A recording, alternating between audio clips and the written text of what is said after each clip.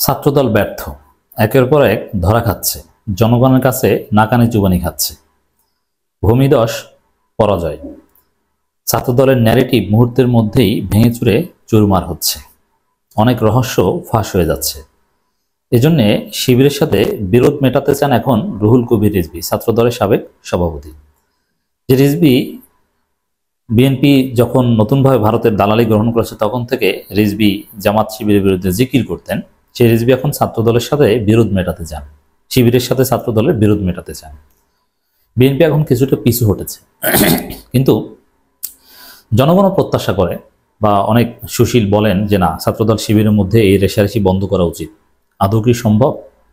রিজভীর যে প্রত্যাশা এটাও কি বাস্তবায়ন হবে? কখনো না।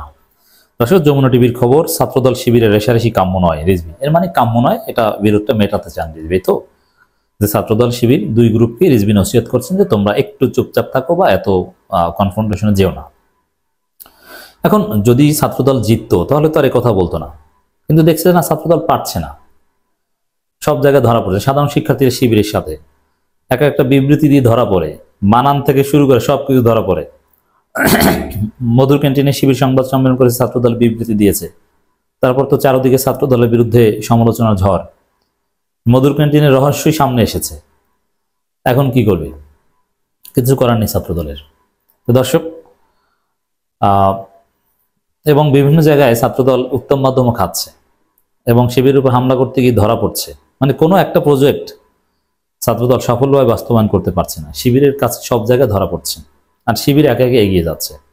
শিবির এখন মধুর ক্যান্টিনে ঢুকেছে, প্রত্যেক মধুর ক্যান্টিনে আড্ডা দিবে, প্রত্যেক সপ্তাহে বা প্রয়োজন হলেই সংবাদ সম্মেলন করবে। কিছু করা নেই, কথাও পারছে না, যার ফলে রিজভী এখন বিরোধ মেটানোর কথা বলছে। কিন্তু রিজভী না, আমিরে জামাত তারেক রহমান একসাথে বসলেও এই বিরোধ মিটবে না। তার প্রমাণ হচ্ছে সমকালের একটা রিপোর্ট। সমকাল হাটে হাড়ি ভেঙে দিয়েছে স্পষ্টভাবে। সমকালের যে রিপোর্টের যে শিরোনাম, এটা আলাদাভাবে আমি বিশ্লেষণ করছি, আপনারা শুনবেন। ভারতের ভরসা এখন বিএনপি, এবং বিএনপিও ভারতের উপর নির্ভর করছে। যে ভারত বিএনপি এখন আওয়ামী লীগ ভারতের মধ্যে যে বন্ধুত্ব ছিল সেরকম বন্ধুত্ব। এর মানে বিএনপি একেবারে লিখিতভাবে ভারতের দালালে পরিণত হয়েছে। এবং সেই রিপোর্টে উঠে এসেছে, পশ্চিমা বিভিন্ন কূটনীতিকদের রেফারেন্স দিয়ে, ভারতের মূল শত্রু জামাত ইসলামী এবং ডক্টর ইউনূস। এ কারণে যেহেতু ভারতের দালালিতে দালাল হিসেবে নিজেদেরকে নিয়োজিত করেছে বিএনপি ছাত্রদল, যার ফলে শিবিরের বিরুদ্ধে আওয়ামী লীগ শাহবাগীরা যেরকম বলেছে ওইভাবে, ওই ভাষায়, ভারতের ভাষায় ছাত্রদল বিএনপিকে বলতে হবে।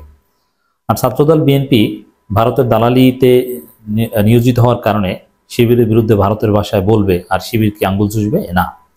এর মানে শিবির ছাত্রদল সংঘাত সংঘর্ষ অনিবার্য। হ্যাঁ, এটা সমাধান একটাই, বিএনপি যেদিন ভারতের দালালি থেকে সরে আসতে পারবে সেদিন ছাত্রদল শিবির বিএনপি জামাত সুসম্পর্ক হবে, বাংলাদেশে একটা সুস্থ ধারা রাজনীতি থাকবে।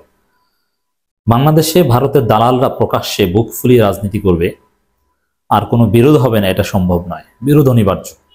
অতএব ভারতকে আউট করেন, ভারতের দালালি ছাড়েন, সব সমস্যার সমাধান।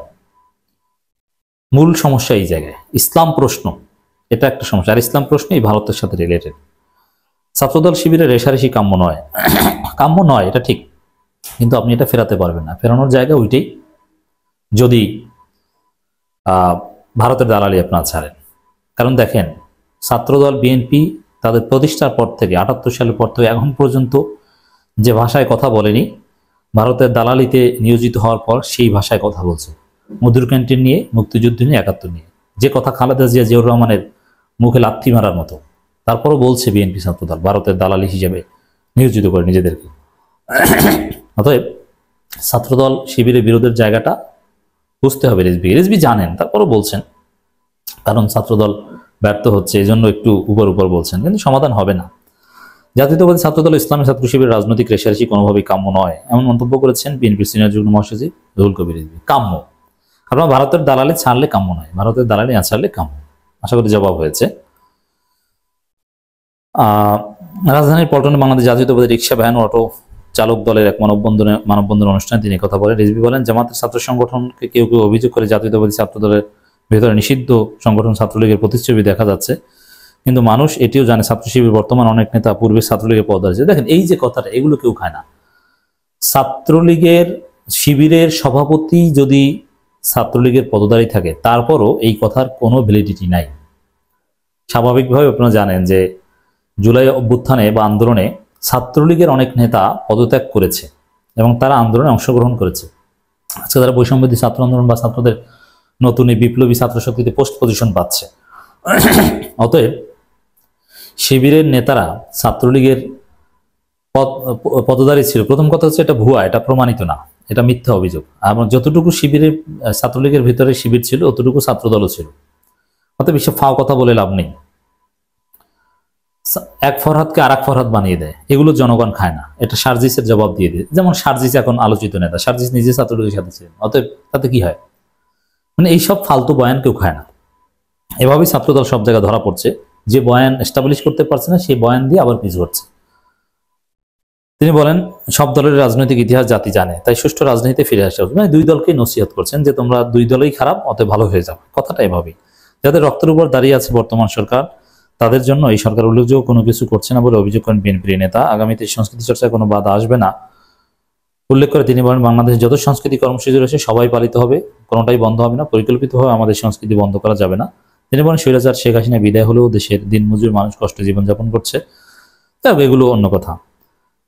তো আশা করি আপনারা বুঝতে পারছেন দর্শক, ছাত্রদল শিবিরের বিরোধের জায়গাটা কি। আর রিজভী দেখছে না ছাত্রদলের ছেলেরা সব জায়গায় ধরা পড়ছে, এই জন্য একটু নরম সুরে কথা বলছেন।